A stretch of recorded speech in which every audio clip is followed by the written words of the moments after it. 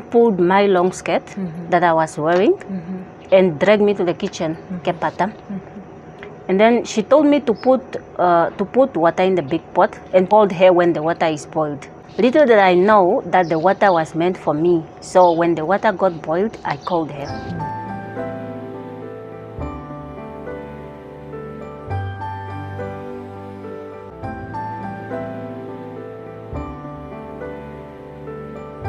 Hello, welcome to There Is Still Hope.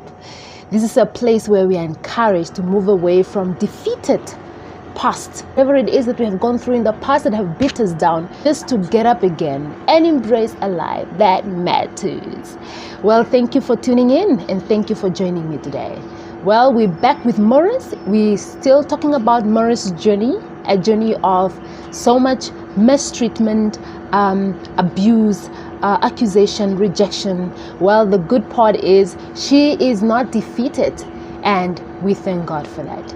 Well, welcome back to her journey. My name is Maurice Pombili Patema. I'm 29 years old. I am a first-year student at International University of Management, and I am studying finance management.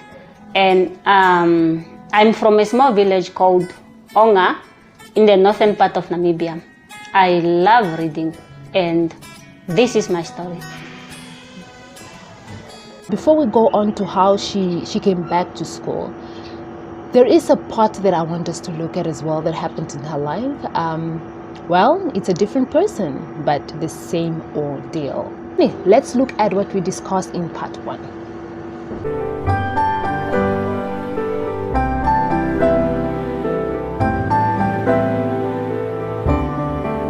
How was growing up for you? It all started from birth. The pain, the hardship, the suffering. What happened? First of all, I never knew where my parents were. I was raised by my grandmother. All I was told was my surname is Angome, and my mother abandoned me at 3. I was like the black sheep in the house. Anything got lost, it's me. Anything goes wrong, it's me. Other people's mistakes, I'll be blamed for it. I'll be beaten for it. I'll be humiliated. I'll be insulted. Sometimes they even followed me to my school just to go and humiliate me in front of other children. Welcome to There Is Still Hope, Maurice. It's such a joy to have you back here with part 2. I've got a lot of feedback where everyone is looking forward to part 2, and I'm really glad we're here today with part 2. Welcome to There Is Still Hope. Thank you for having me. Okay. Before we go on to what happened after you left school and how you managed to come back to school, you mentioned that there was a year that you went on holiday to your aunt. Tell us what happened. So I was in grade 4 when I was 10 years old. It was school holiday. And then my mother's sister, my aunt, came to get me to go to her house on the holiday. She had a child almost my age. So I thought like why not? So at least I will have someone to play with.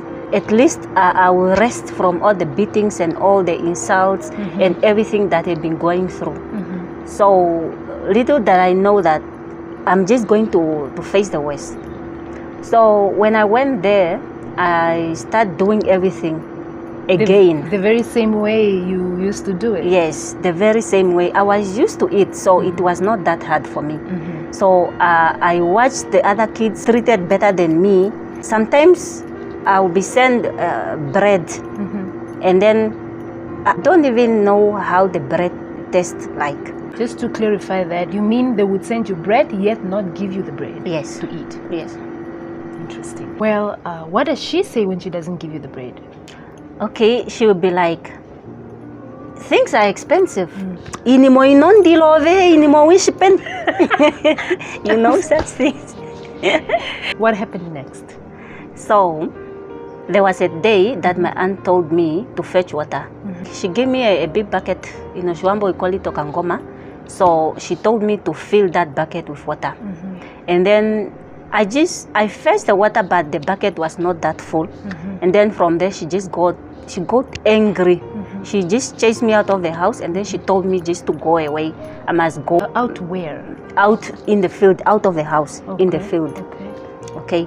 The whole day, the whole afternoon, I was just there, sitting in this small tree. I was just sitting there, and I waited for her to call me, because she said I must not enter the house before she called me to go there. So I was waiting for her now to call me, but she didn't call me. The afternoon came, she didn't call me, so I slept there. She didn't come back, no one came. What about the people who were in the house? The people who were in the house, I think they just don't care. When you were chased out to go into the field, when it was evening, did anyone come out of the house, maybe just to bring you some food, some water, or even just a blanket? No, not at all. It was only her kids that were there, so I didn't expect anyone to come to me to bring me those things. Okay, so what happened next? The previous day, before I was chased out, I cooked meat. And I believe that her children ate up the meat, and they denied. So my aunt concluded that it was me that ate up the meat. So that time I was still in the field. I just heard her calling me by my first name, Patema. So I don't like that name, because I know if one just call me by that name, I'll be in trouble. So that's today it serves as a trigger, like it reminds you of those moments. Yeah, I don't like it at all. So I was like, okay, now she's calling me, maybe I'm going. I was so happy like that I'm going in the house. But the way she called that name, something was telling me that, you are in trouble. When I came running so fast, and then I just came to her. She just started beating me so hard. And this even led me to lose one of my teeth. Did you know by then that it was because of the meat, or she didn't say anything? No, she didn't say anything. She didn't say anything. I was not even aware of what was happening. When she beat you, what did you do? Did you run away? Did you cry? Did you shout? What did you do? I did not cry, because I'm used to those abuse and everything. So I guess my tear just got finished. So really, I did not cry. I was just tired of crying.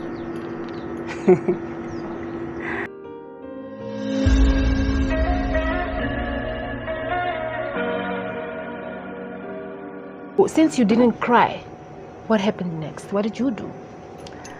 Okay, I just picked myself up, and I looked at her. She then pulled my long skirt that I was wearing and dragged me to the kitchen, Kepata. And then she told me to put water in the big pot and told her when the water is boiled. And that time, my whole face was just swollen. My eye was all red, my left eye was red. And then I was just having blood because I lost the teeth, The blood was just coming out. I was there now, putting woods and making sure that the water is well boiled, because I was scared she might even come and beat me more again. So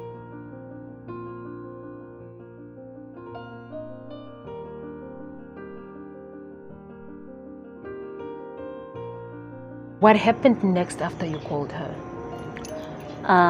She came and she told me to put my hands in the boiled water. So, mind you, the pot was still on the fire, And then I was there now. I was just looking at her, trying to figure out if I have heard her well. Before I knew it, she forcefully grabbed my hand like this, and then she put them in the boiling water, in the pot. And then I was there now. I screamed, I screamed, I cried. I do everything possible that I can do until I just got tired. What about everybody else? Was there anybody watching while this was happening? Did they say stop? Who was there? Was it only you and your aunt? No, her kids were there. And they just looked on? No, they just looked at me. They just laughed. They make fun of me. They were even copying me. Help! Mama! That time I was just calling my mom, who I don't even know. So what happened next? She left my hands. I was in pain. It's bent. I was in pain. My hands were just so dark, like black. And I was just there. You know, I stopped crying. I did not cry. I was just there. And then before I knew it, she just took a big stick. She wanted to beat me again. And then I just ran. I ran as fast as I could in the field again. And when I was busy running like that, I knew that would be my second night again sleeping in the field. Did you eat? Since the previous day she chased you out, did you eat? Did you drink water? No. I did not eat. I did not drink any water. I myself, I did not even ask, because I knew if I ask, they might not even give me anything. So, did you get to sleep in the field that night? Yes, I did. I slept there. And then a certain woman, like in the morning, a certain woman came. She was just passing by, and then she saw me lying on that tree. That small tree became my bed now for 2 days. She approached me and started asking me what happened to my eye, what happened to my hands. And I told her that it was my aunt. I was beaten by my aunt for something that I didn't do. Okay. Before we move on to what happened next, I want to understand, at the age of 10, how did you feel? Like, did you feel sorry for yourself? Did you feel like you deserve it? Like, how did you feel within yourself when all of these things was happening to you? I felt sorry for myself. And at the same time again, I felt like maybe I deserve it, because I've been suffering ever since. Ever since I've been suffering. Maybe that's my destiny maybe. At the same time again, I felt like, what is the point of me living? Why am I here? Why am I living? So I felt bad. I felt alone. I felt like nobody cares about me, nobody loves me, like I'm just there alone. I didn't even know what to do.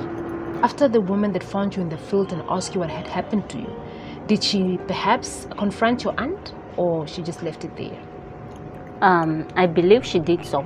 I did. She confronted her, because that same day, my aunt called me in, like back in the house, and then she just beat me so hard. Like, I felt the pain. She beat me and she told me never ever, never tell anyone that what had happened to me or anything that was happening in the house. So, and this is the first time I'm saying it. And even my grandmother, I'm not the one that told her. It was the lady from that village. I don't know her, but I was not the one, because she tried to ask me. But whenever she's asking me, I felt the pain, and then I just started crying, and she will leave me. The sad part is, this is a story of so many people out there. This is a story of so many orphans out there, where children are treated with so much abuse, and they are left to drag on with life, with all this pain, with no one saying I'm sorry, with no one coming back just to have a closure of whatever happened to you. And at the end of the day, expected to have a normal life, not knowing that the pain that was caused in their childhood goes a long way. Reason why we really need to heal, reason why we really need to get back in the past and heal from whatever happened to us. Coming back to when you dropped out of school, what happened after you dropped out of school? A lot had happened. What stood out was when my mother heard that I dropped out of school. She just decided to come to our house, and just to come and hear the reason why I dropped out of school. She told me that she came to get me to go to her village. When I arrived there, I was introduced to my stepfather, and that's the man that did the worst. Well, There's Still Hope is all about giving hope to the nation. It's all about giving hope to the next person. If you are sitting with a story of hope, a story of victory, If you are that overcomer that has overcome something that could have destroyed you, but yet here we are talking about a victor, talking about an overcomer, talking about one who has beat the odds to be where they are today. Look, reach out to me. Let's talk about it right here on There Is Still Hope. This should bring us to the end of part 2. We look forward to part 3. Well, to my subscribers, thank you for joining me today, and thank you for tuning in. To anyone who's new, this is There Is Still Hope with Ndalinga, a place where we are inspired to understand that whatever happened to us in the past, that's not the end of us. Life awaits, and yes, we will win. Thank you so much for joining us today. If you have not subscribed yet, please subscribe and become part of the family. This should be all from us today. From me, Rachel. And me, Maurice. Till next time, it's a bye-bye from us.